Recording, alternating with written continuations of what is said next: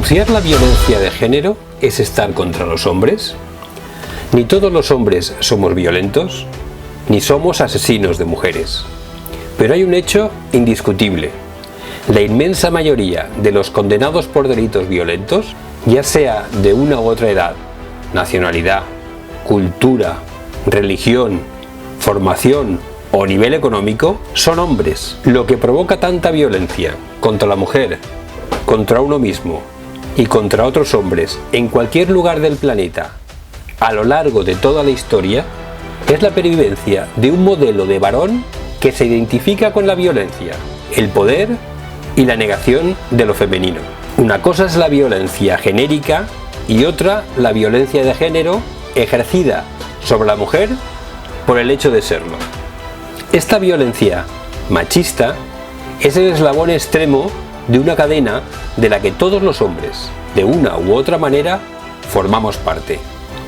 Porque estamos en el lado de los que dominan, y el silencio nos hace cómplices. Este modelo de masculinidad está ya en la mitología clásica. Los dioses guerreros y violentos que violan, matan y devoran a sus hijos.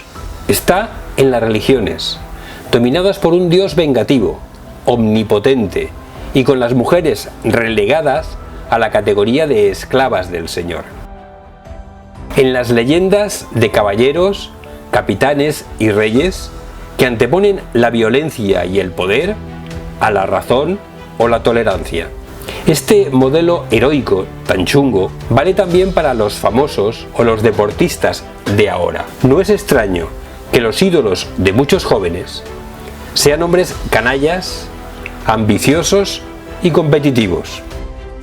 Mientras las niñas son adoctrinadas para ser objetos sexualizados, para agradar y darnos placer, los niños lo somos para ser el príncipe del cuento, el héroe de la película o el futbolista exitoso.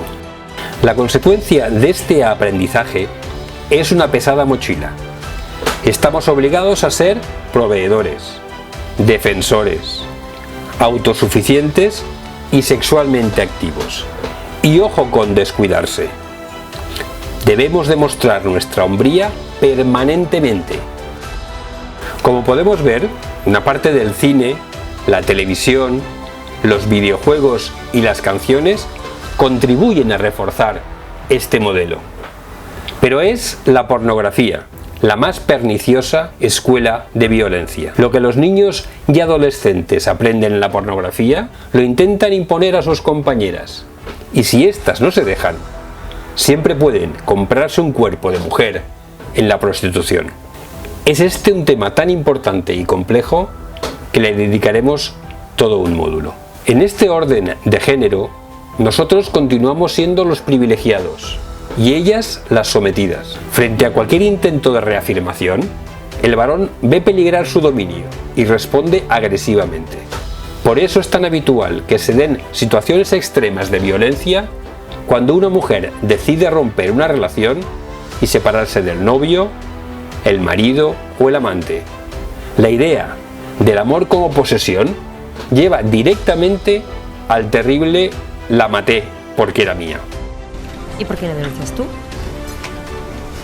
Siempre se ha dicho que lo que ocurría en la pareja era algo privado y había que mirar hacia otro lado.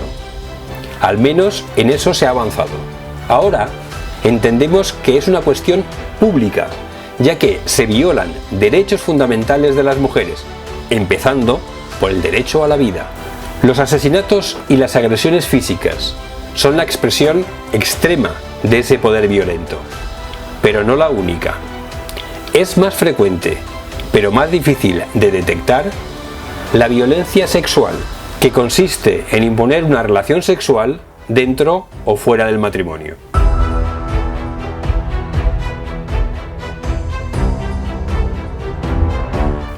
La violencia psicológica, es decir, amenazas, insultos, humillaciones, aislamiento, desprecio. La violencia económica, el control de los recursos económicos de la compañera. La violencia vicaria sobre las criaturas para someter y dañar a sus madres. La violencia simbólica, por medio de expresiones que reproducen la dominación, la desigualdad y la discriminación. En definitiva, la violencia machista es un problema de los hombres que sufren las mujeres. Se trata de actitudes tan normalizadas que pasan desapercibidas. Pensamos, yo no soy así, pero hay una forma de detectar esa violencia light. Repasa tus acciones metiéndote en la piel de tu compañera. Verás como algo no cuadra. Para cambiar, recuerda que cuenta lo que hagas y no lo que digas. Tu ejemplo importa para tu pareja, para tus amigos y también para tus hijos.